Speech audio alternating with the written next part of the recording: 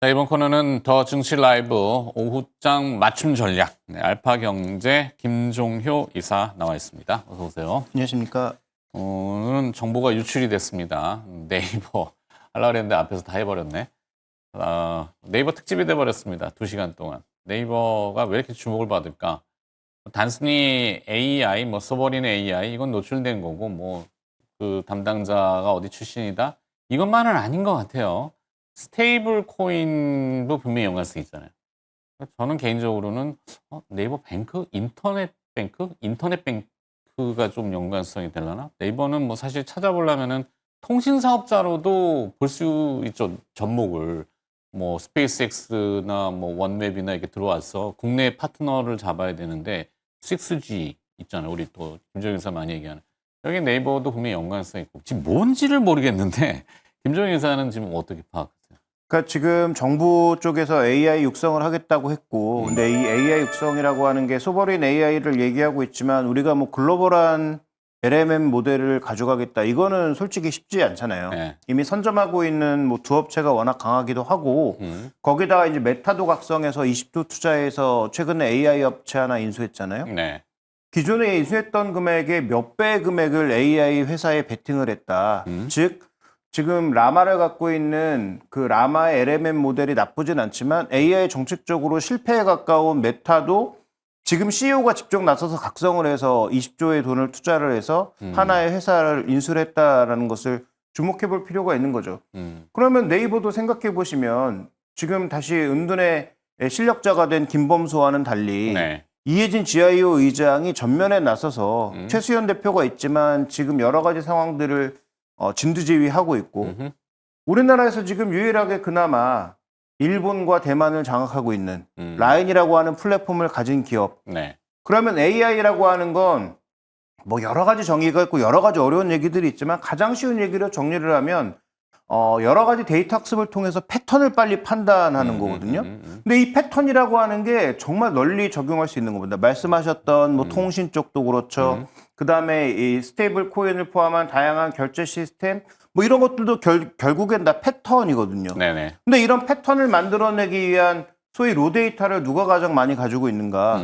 저번에 말씀드렸던 말뭉치를 포함해서 네이버 안에 포함되어 있는 그 수많은 여러 가지 상황들.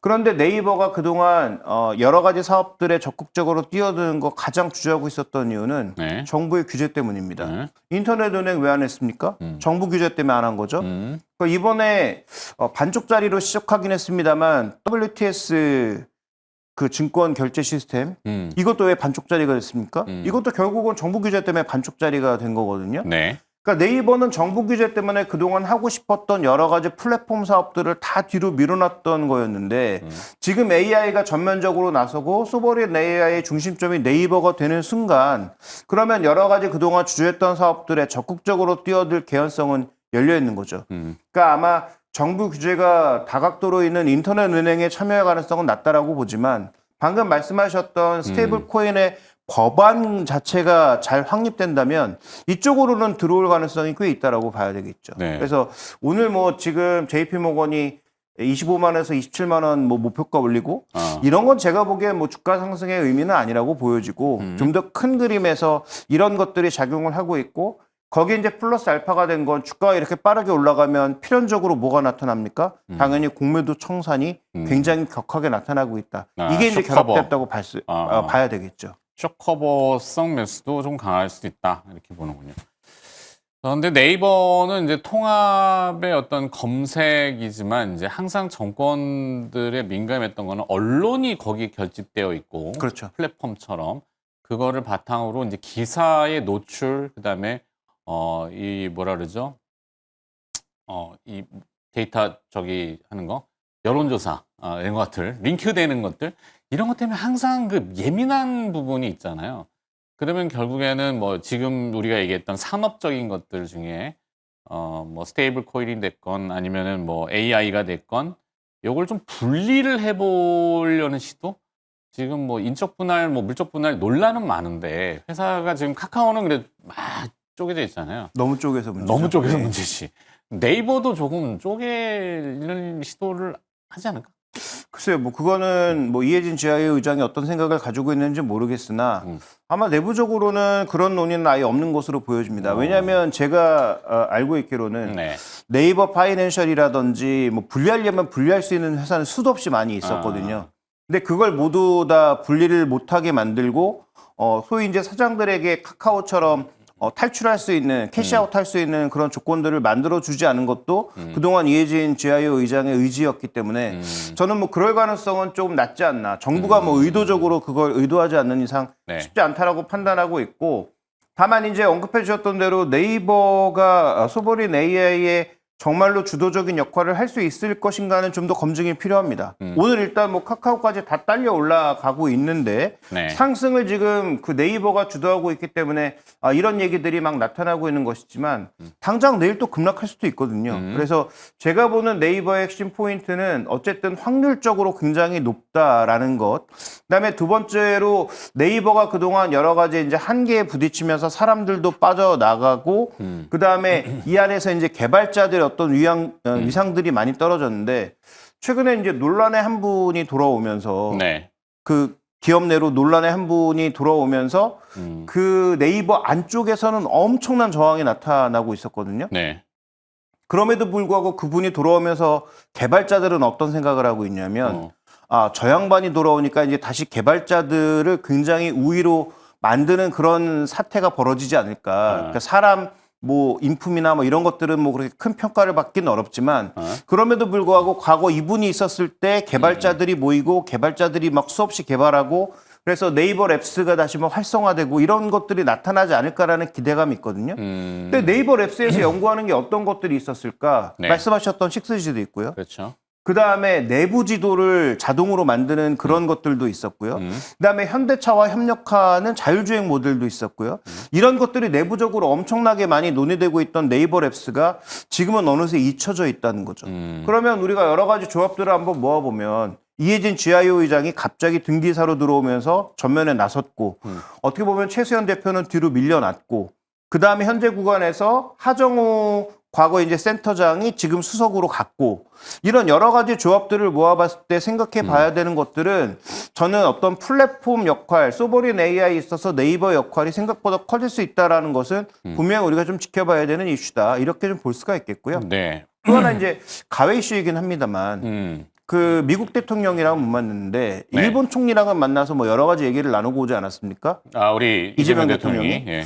그러면 지금 라인 문제를 아직 못 풀었는데 이런 라인 문제에 대한 기대감도 조금 우리가 생각해 볼 수 있는 것 아닌가. 뭐 물론 다음 선거에서 총리가 바뀔 것으로 보이긴 합니다만 그럼에도 불구하고 어쨌든 일본과 너무 각을 세우지 않을까라는 그런 부담감이 있었던 상황에서 네. 뭐 안보도 그렇고 경제 쪽 협력도 뭐 일본과 이어가는 상황이라면 지금 가장 많은 가입자를 확보하고 있는 라인 쪽의 그 플랫폼 사업도 열려 있다라고 하는 것은 일본 쪽도 우리와 어떤 협력 관계를 이어갈 수 있는 그러니까 우리가 내수 시장이 너무 작고 뭐를 만드는데 뭐 우리 5천만으로 뭐 할 거야.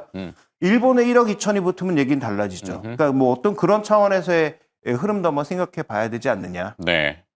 오늘 네이버나 하여튼 재료가 풍년이네요. 뭐 우리가 많이 그 추구했던 사내 인큐베이팅, 뭐 사내 벤처 거기에 육성해서 이제 스피너버 시키는 뭐 형태들이 좀 바람직하다 그래서 연관 기업들이 많이 조금 나오면 좋잖아요. 뭐 대표적인 데는 이제 알체라 같은 데가 네이버 스노우인가요? 에서 분리해서 이렇게 나왔고 또 그러면 네이버에 연관성 있는 혹시 뭐 이런 것들도 많이 또 회자되잖아요. 그런 기업들이 있을까요? 일단 그 우리가 생각해 볼 수 있는 건 이건 뭐 제가 너무 나간 그 예상이기는 한데 네이버가 삼성전자하고 NPU, TPU 이런 거 막 개발했다가 포기했거든요. 맞아. 살짝 하려다가. 네, 그 아마 이제 기술적인 무언가가 안 돼서 포기한 것으로 보이는데 네. 그러면 이재명 대통령이 후보로 나왔을 때 가장 처음 가서 만난 게 필요사 AI잖아요. 그렇죠. 그럼 뭐 필요사 AI 같은 회사와 가서 네이버가 스스로 이제 GPU는 사더라도 그 안쪽에서 돌릴 수 있는 TPU나 NPU 같은 것들은 개발할 수 있는 회사들과의 조합이 만들어지지 않을까? 그런 게 어떤 말씀해 주신 뭐 산업벤처라든지 이런 것들로 출발해서 어떤 뭐 자금도 제공하고 가는 형태로 클 수 있지 않을까? 네. 그러면 하드웨어 차원에서도 뭔가 하나 의미 있는 흐름이 나올 수 있고요. 바람직한 모델이죠. 물론 이게 뭐 죄송합니다.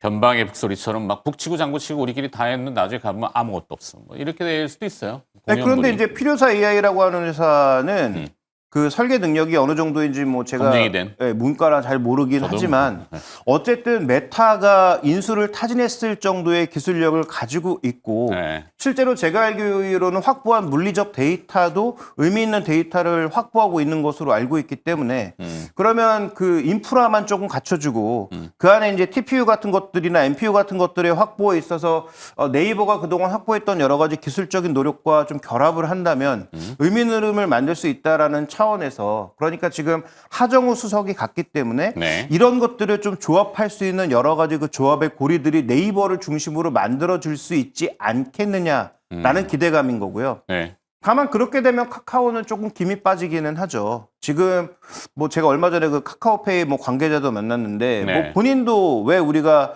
이 지금 가상자산 이런 것들에 그렇게 연관이 되는지 자기도 잘 모르겠다라고 언급은 하고 있는데 네. 뭐 물론 알면서 모르는 척하는 것인지도 모르지만 어쨌든 카카오는 다 아시는 것처럼 챗GPT를 기반으로 뭘 해보겠다는 거잖아요. 그러니까 이것과는 또 소버린 AI는 충분히 거리가 있는 것이어서 그동안 뭐 카카오가 너무 좀 각광을 받았다면 네이버가 지금은 좀 각광을 받을 만한 자리가 된 것은 분명하다. 아, 순차적으로 뭐 그러면은 네이버를 현 시점에서 혹시 뭐 참고할 만한 투자 전략이라고 하면 좀 그래요. 근데 뭐 어떻게 보실 건지 뭐 카카오라고 밸런스 게임처럼 밸런스 게임 맞나요? 이렇게 오르락 내리락 오르락 내리락. 네, 근데 지금 네이버가 내년도 실적을 기반으로 했을 때, 그러니까 오늘 오르기 전 주가, 오르기 전 주가가 PR 기준으로 내년 12개월 포워딩을 하면 네. 16배 수준이었거든요. 음, 그러니까 소위 성장한다는 기업이 음, 16배. 작은데 너무. 네, 이거는 조금 너무 싸다라는 그러니까요. 평가를 할 수가 있는 거죠. 네. 그래서 오늘 뭐 이제 JP모건이 나온 게 한 27만 원 정도인데 그것도 그렇게 뭐 높은 주가는 아닌데 그럼 글로벌 기업들이 지금 한 25배 내외 정도에서 거래되고 있으니까 만약에 이제 그 정도를 바라보게 된다면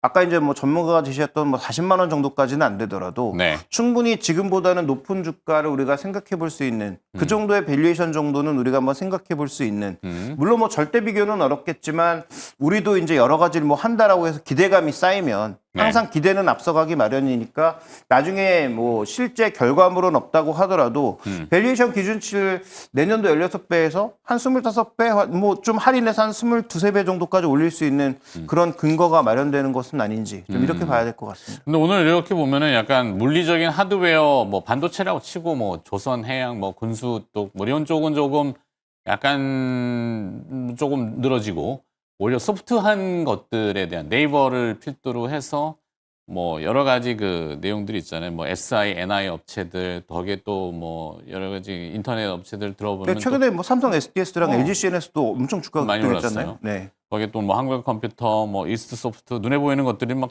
더존 비주얼도 뭐 고르고 이게 이제 스테이블 코인이라고 하는 어떤 그 개념으로 연결 AI 스테이블 코인 확장이잖아요.